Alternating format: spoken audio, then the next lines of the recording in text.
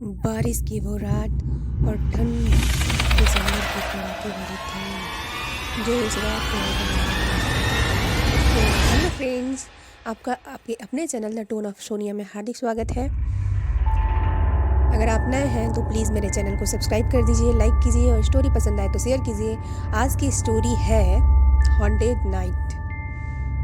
Please please please मेरे channel को support करें और सब्सक्राइब करें। Thank you so much. चलिए कहानी स्टार्ट करते हैं।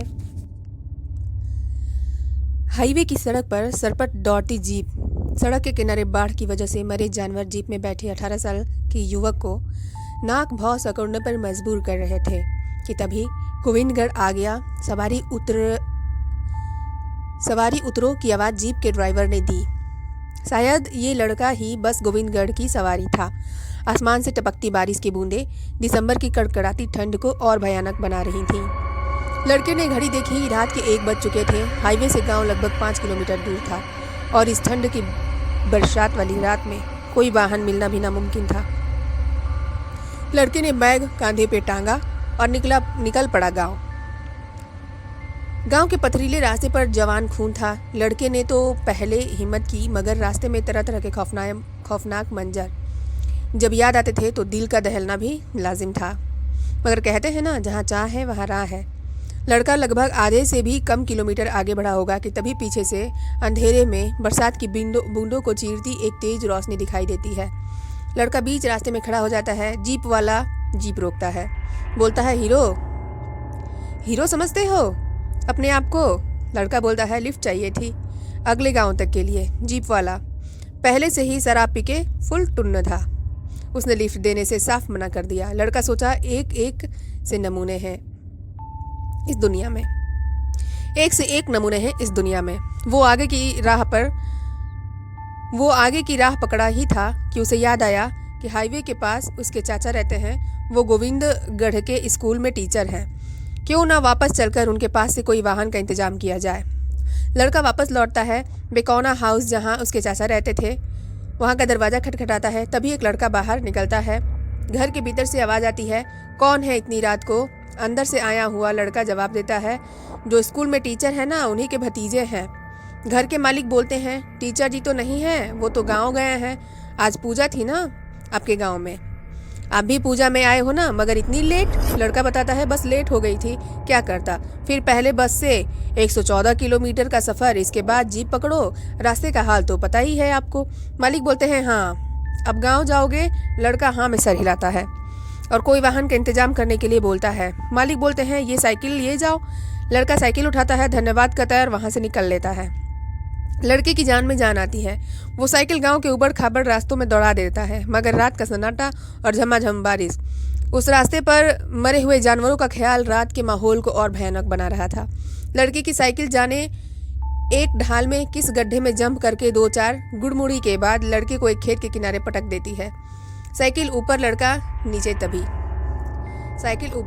नीचे। तभी कपड़े झाड़ता हुआ लड़का उठता है, नज़र चारों तरफ दौड़ाता है। तभी चांदनी रात में उसके पास के खेत में फूल तोड़ती एक महिला दिखाई देती है। वो उसे आवाज़ देता है, कौन है वहाँ पर? महिला पलटती है, वो लड़के के पास आने लगती है। चांदनी रात में औरत के घूंघट के अंदर चेहरा ही नहीं होता। लड़का डर जाता है। वो तुरंत साइकिल उठाकर वहाँ से भागता है और हनुमान चालीसा पढ़ना शुरू कर देता है। उसने बचपन में सुना था, हनुमान जी से भूत प्रेत डरते हैं। रास्ते में एक बार फिर सोचता है, काश बस से उतरने के बाद मामा के यहाँ ही रुक गया होता। मगर फिर उसे अपने पिता का आदेश याद आता है। बात संस्कार की है, वो खानदान का सबसे बड़ा लड़का है। आज कुल देवी की पूजा थी, इसलिए उसका पहुंचना हर हाल में जरूरी था। लड़का एक बार फिर घड़ी देखता है। रात के तकरीबन 11:30 बज चुके थे। अभी भी गांव लगभग 3 किलोमीटर दूर था। लड़के की साइकिल सर पर दौड़ ही रही थी कि एक बुजुर्ग महिला की आवाज़ लड़के को पीछे से सुनाई देती है। लड़के को थोड़ा अटपटा लगता है। वो औरत लड़के के पास आती है, मुझे भी गाँव लिए चलो, मैं अकेली बुढ़िया कैसे जाऊंगी इतनी रात को। लड़का बुढ़िया को साइकिल में बिठा लेता है और साइकिल चलाना शुरू कर देता है। उसे शक होता है, ये औरत नहीं, वही भूत है जो गेंदे की फुलवारी में मिली थी।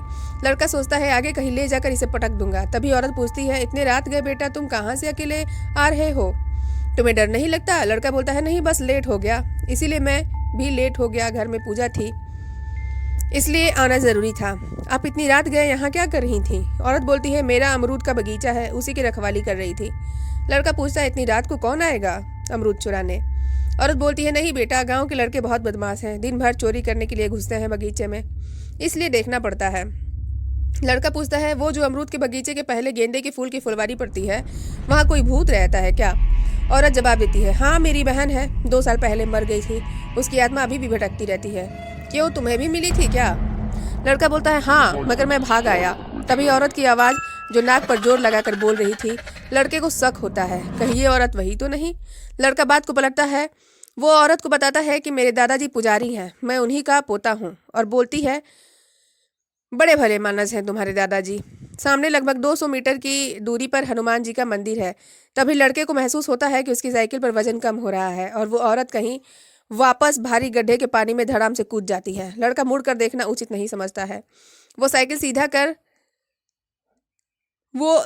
सीधा घर की तरफ दौड़ाता रहता है और घर के दरवाजे पर ही जाकर रोकता है।